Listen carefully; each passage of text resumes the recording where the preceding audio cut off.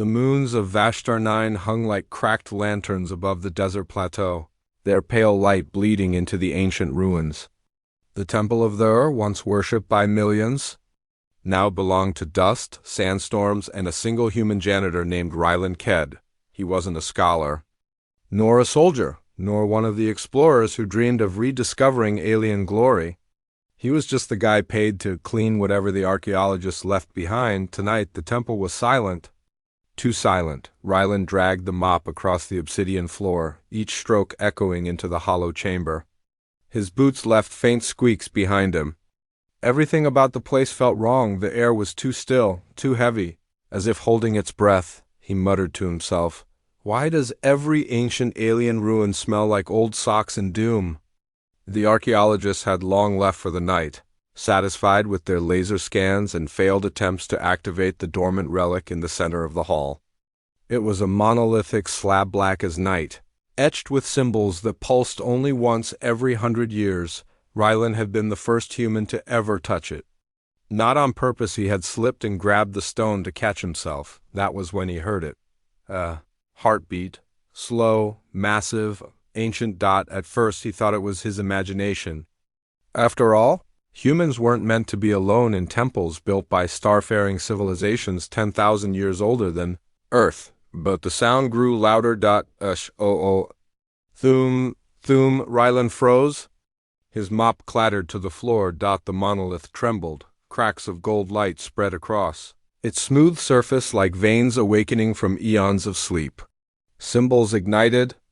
Dust lifted from the floor as invisible energy filled the chamber. Ryland took 3 steps back. Oh no. Nope. Nope, this is the part of the hollow movie where the janitor dies first. The monolith split open. From inside emerged something like a figure humanoid, but impossibly tall, wrapped in fractured armor that shimmered with stardust. Its eyes were empty burning sockets, yet alive with intelligence older than human language. A dead god, awakened. It inhaled. The sound shook the walls, then it spoke, a whisper, a quake, a truth, finally. The word hit Ryland like a physical blow. He stumbled, barely catching himself. The god lowered its head slow, deliberate. It studied him. Not the scientists. Not the scholars. Not the warriors. Him, the janitor with a mop. Its voice entered, his mind like a glacier sliding into the ocean. Human, your kind has come far. You carry the spark. Ryland blinked. The spark? Look, I just clean floors.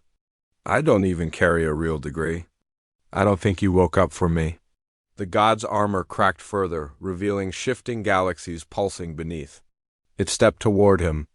The ground trembled under its weight. The spark of defiance. The will that refuses extinction. I felt it in your touch. Ryland swallowed. That was me slipping. Not defying anything except gravity. A sound like cosmic laughter rolled across the chamber. Your humor hides fear. Good. Fear shapes heroes. Ryland raised both hands. Let's slow down. I am not hero material. My biggest achievement this week was unclogging a xenobiologist's toilet. The god's head tilted curiosity or recognition. You misunderstand, human. I did not choose you to fight. I chose you because your species remembers something my empire forgot. Ryland frowned. What's that? The hall dimmed as the god spoke a word that echoed through the very atoms of the temple. Humility. Images burst into Ryland's mind, galaxies burning. Empires falling, civilizations choking on their own arrogance. Though their empire had ruled tens of thousands of worlds, yet none survived their hubris. The god continued. In my final breath, before death claimed me, I placed my essence here awaiting a species strong enough to resist pride, yet bold enough to explore. Humanity carries that balance. Ryland whispered, You've got the wrong guy. But the god shook its head. You were cleaning, not conquering. Preserving, not plundering. That is why I woke. The ground trembled as it knelt, this colossal ancient being lowering itself before a man holding nothing but a mop. Ryland Ked of Earth, I offer my knowledge, my memories, my technology. Teach your kind what mine forgot. Ryland's thoughts spiraled. He imagined governments fighting over this, corporations weaponizing it.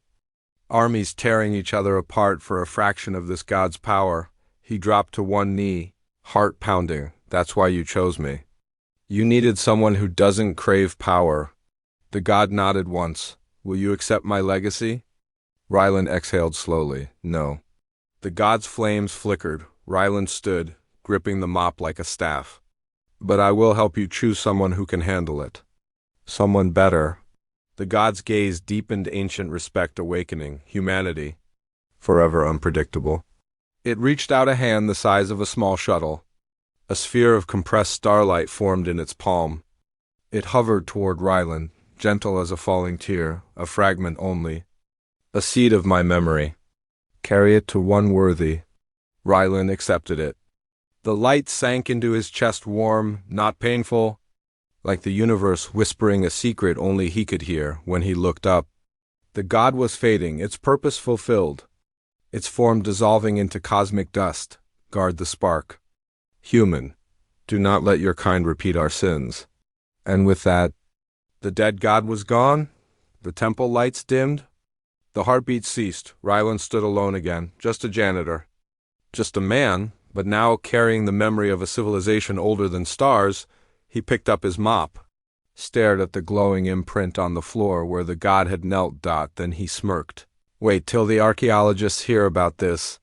He turned, walking out of the temple with a new weight on his shoulders and a destiny humanity would never see coming.